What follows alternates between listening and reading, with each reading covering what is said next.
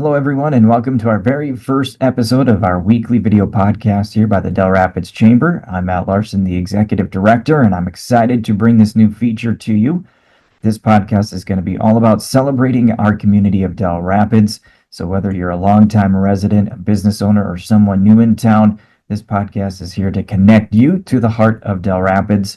Each week, we're going to bring you some new things. We'll talk about some events that are coming up, and we'll have some interviews with local business owners and community leaders.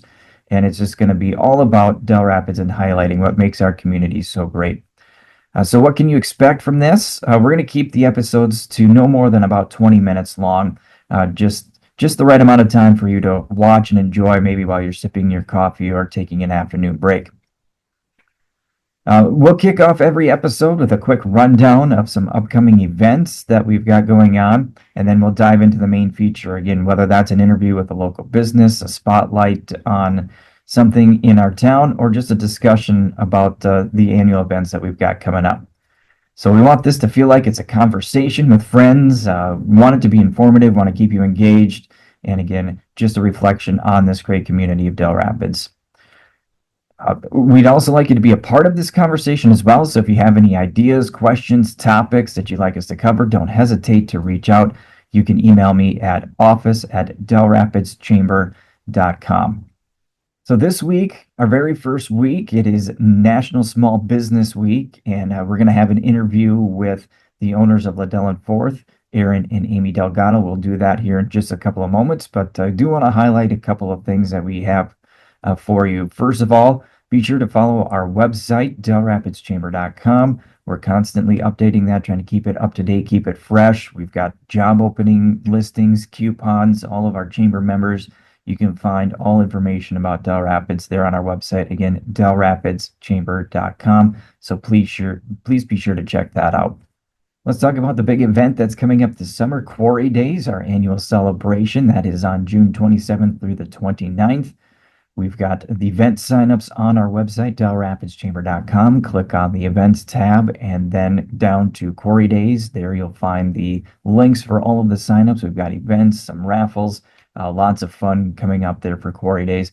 But the big page to follow is the Facebook page, Dell Rapids Quarry Days. Like and follow that page. That is constantly updated by the great committee with all of the information. You don't want to miss anything. Again, Quarry Days coming up on June 27th through the 29th.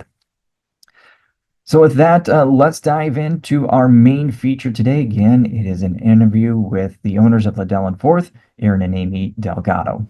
Thanks for joining us here on our first ever podcast here for the Dell Rapids Chamber of Commerce, and we're celebrating National Small Business Week this week, and I'm joined by Aaron and Amie Delgado, the owners of LaDelle and Fourth, and thank you for joining me here on this first one. We'll see how this goes. Yeah. I appreciate you doing this. Yeah, absolutely. Sounds great. We were really excited when you reached out. I'm trying to just bring awareness to Dell Rapids of different things that we've got going on, so I wanted to start with you guys. You guys have been a big pillar in the community for a lot of years, so I'm going to open this up and let you tell us a little about what brought you here and led you to the store. Sure. Maybe I'll start with a couple things and then hand it off to Amie. And really the biggest reason we ended up in Dell Rapids was we didn't want to live in Sioux Falls. Actually, that was that was the initial, because we don't know it. We know, well, I guess that's not entirely fair. We know Connie and Tom early. Mm-hmm. But other than that, we found an affordable apartment on Craigslist, and we said, all right, that's it. Yeah, sounds good. Yeah. Landed us downtown. Yeah. Yep. And so, we kind of wanted to start a business prior to that.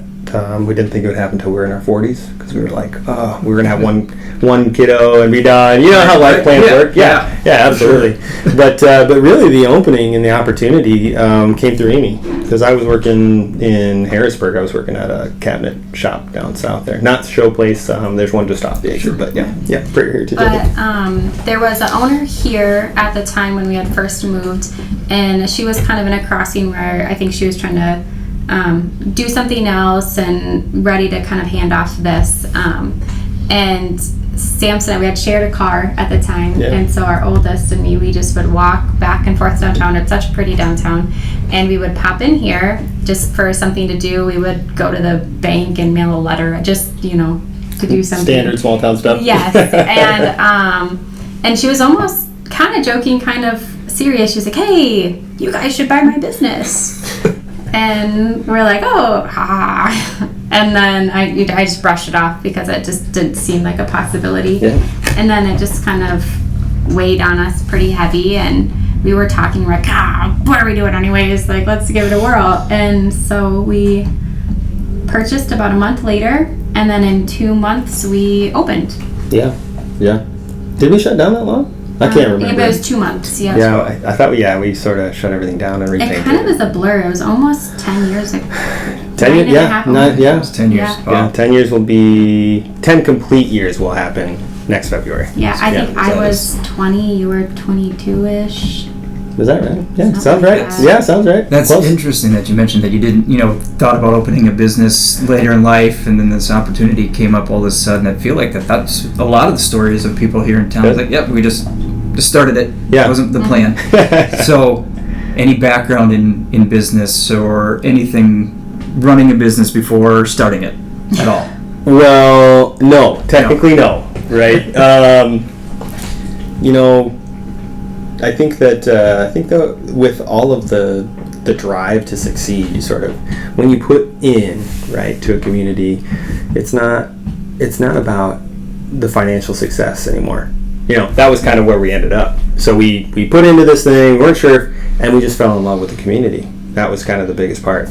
And so from that point, there was just like a lot of drive to succeed, just to be a part and just to enjoy relationships and to be a part of a thriving community. That was really what kept us here, for sure. I think my dad's a farmer, and he's put a lot of importance on just kind of not really self-sufficiency, but how it's like really great to be able to be your own boss. And I remember and that's we went and we were like, we'll be able to have all of this freedom and all the dreams, the dream stuff, you live the high, I'm like, I'm gonna be my own boss. No one's gonna tell me what to do. I get to make all the choices, and then you forget. Realize you're a really hard boss. I mean, I don't know about you, but I doubt you get many breaks. No kidding, right? Yeah, you're kind of all over. Yeah, but you're helping with everything. When you start, I feel like we started kind of small. It was just Aaron and I. We were the first, employees. And at that point, a lot of it is kind of common sense. Yeah. And then I think we kind of grew just slow enough that we were able to learn more and more about business as we went without it being too overwhelming. Yeah. Because I have a background in dietetics, and I love food and food science and all of that.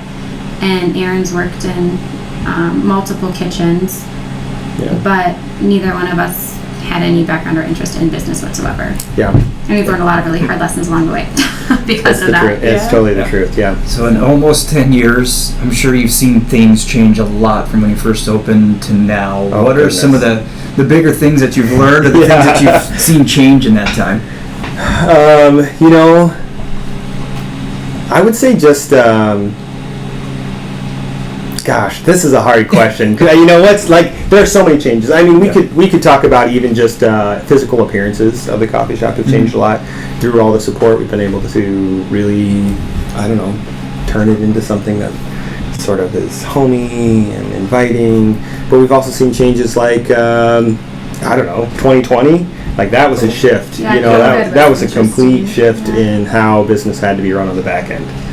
Just managing prices and getting really tight on sort of some practices, and even things like we've had really great employees. For 10 years we've had really, really good employees, and that has been really a huge blessing. Yeah, my big thing is you kind of learn. Like I said, we started off doing it just us, and in our head, we were only gonna have one kid, and now we have 6 kids. And our life structure and our job structure has changed significantly because of that. And so to help kind of accommodate me being able to be home more with the kids and things like that, we had to accept that we couldn't do it all by ourselves, and we've learned to have staff and kind of trust them and support them and have them really make kind of a team effort. And that's a scary step, I think, for any employer. Is this is your baby you've worked so hard on, and you're like, well, number one, I need help. That's hard to let say. go of the control. But then two, to be like, and I'm going to entrust you with this very important thing for me, and you're going to do a great job. I've trained you well, but it's still scary. And so that was a big change for us. And the community demographic has changed a bit too.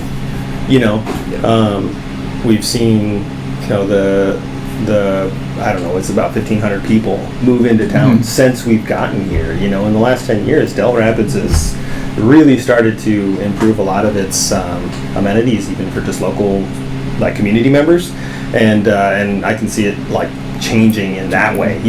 Where the change maybe isn't even us; it's just so much the community is just growing and trying to keep up with their wants. Just being in tune and in check with those things is just. So I want to ask you maybe a specific question with the change.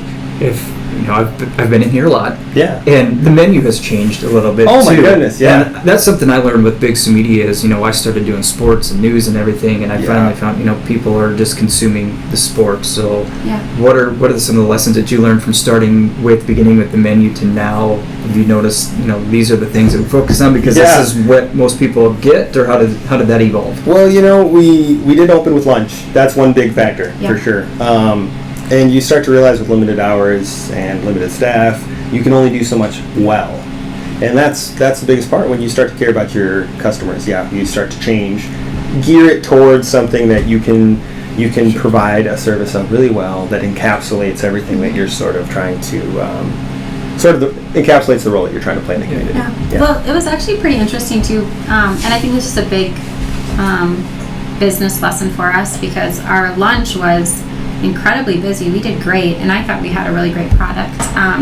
But it was this point where we had grown so much with that the space in the kitchen that we have to work with, which is pretty confining, it all of a sudden became extremely inefficient. Yeah. And there was that hard point where it became such a chokehold, such a bottleneck that it was a good thing gone bad. And so we're like, okay, well, we have two options. We can prune, or we can really change the structure and redo a whole kitchen, which comes with a big risk and a big expense. And at that time that's when we had our two of our kiddos were really close together, and so me being mom with 4 kids and 2 really littles, I was like, no, we're pruning. And we kind of took the risk. We did a lot of math. We're like of hypotheticals. We're I think we'll be okay if we prune this, as scary as it was. And I remember those conversations being really hard too. They were hard. It's hard to take something back after you started. A lot of people were really disappointed, but we still hear about it actually. We do. I understand that very well. I understand that very well. And I think there could be more room for lunch in town.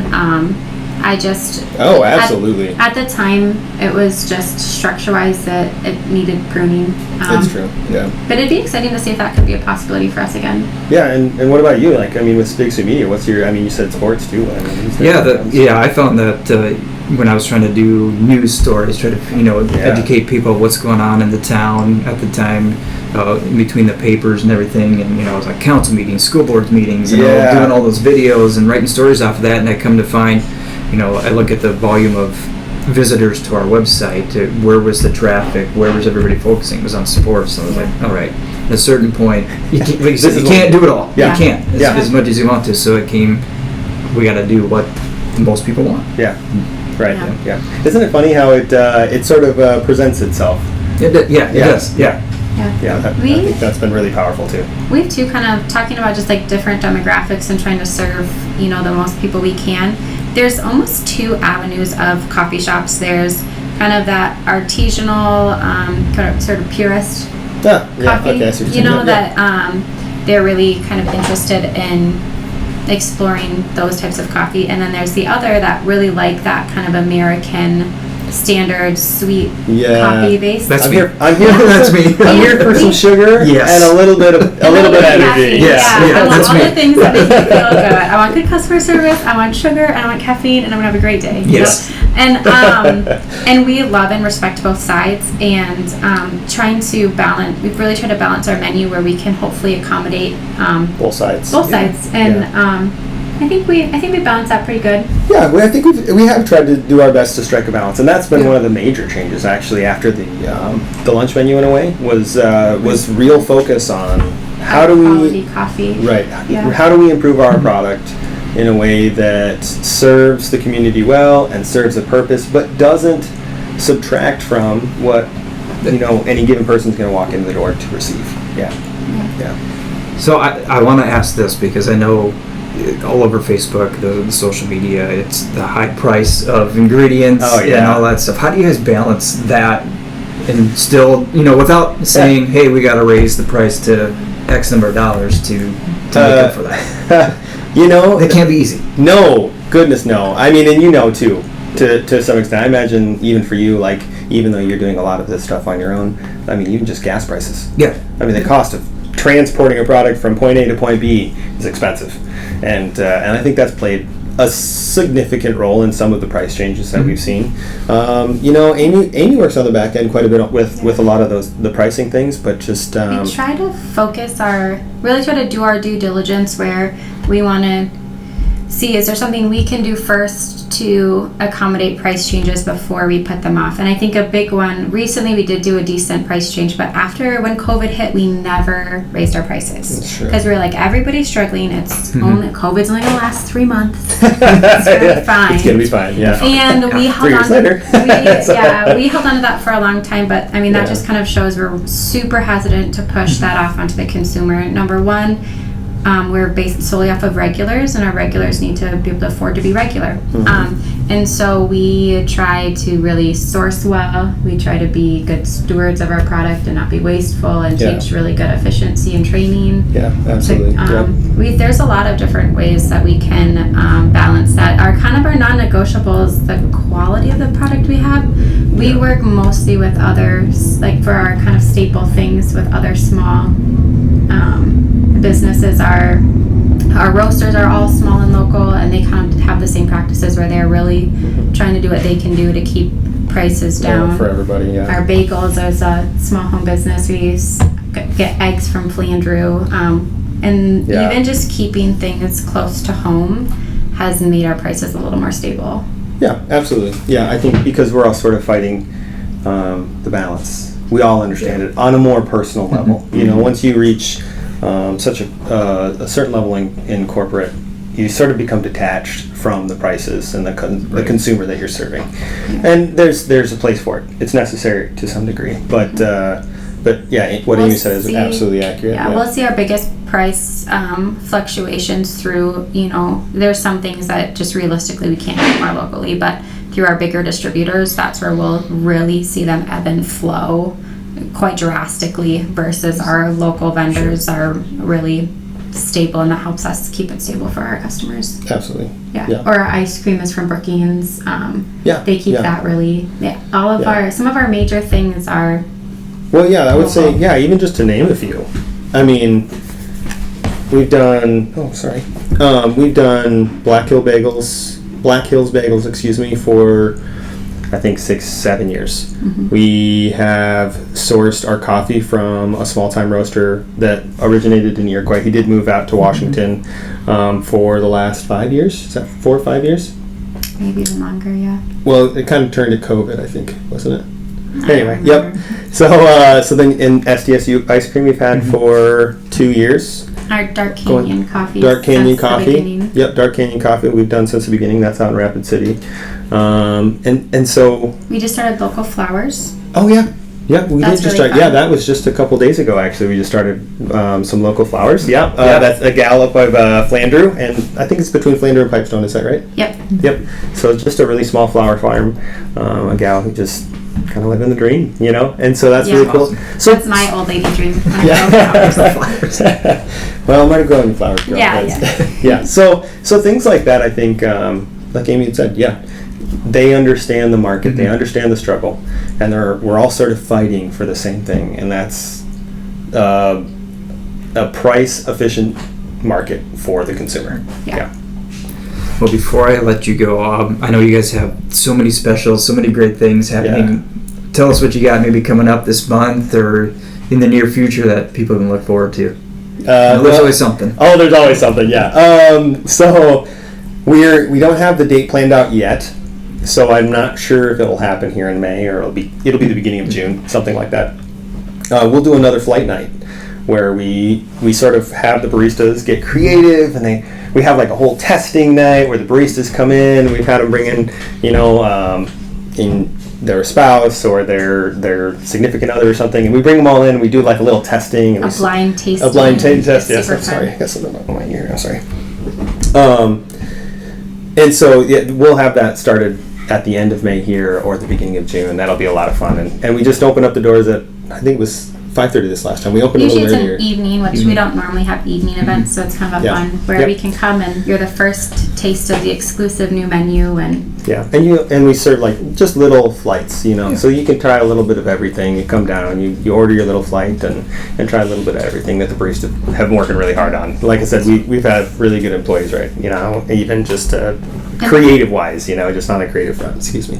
and the flowers, we kind of really try to get them started before Mother's Day. Without the flower shop in town, Oh, Mother's yeah. Day is kind of a big deal for flowers. So Yes. and next weekend with graduation and Mother's Oh, Day, yeah. we're going to try to have our cooler stocked. Yes, please full come of- buy flowers. Yeah. Buy your wife some flowers. Flowers and coffee. Yeah, Yes. absolutely. Get any better? Yes, No, it doesn't I don't actually. think we can make anybody. I think anybody could be happy with that. Thank you for having us. I Yeah, appreciate thank you that so for much. joining. I Yeah, appreciate you letting me try this for the first time, and Yeah. this was great. Yeah. Really appreciate it. Yeah, absolutely. Thank you so much for the time.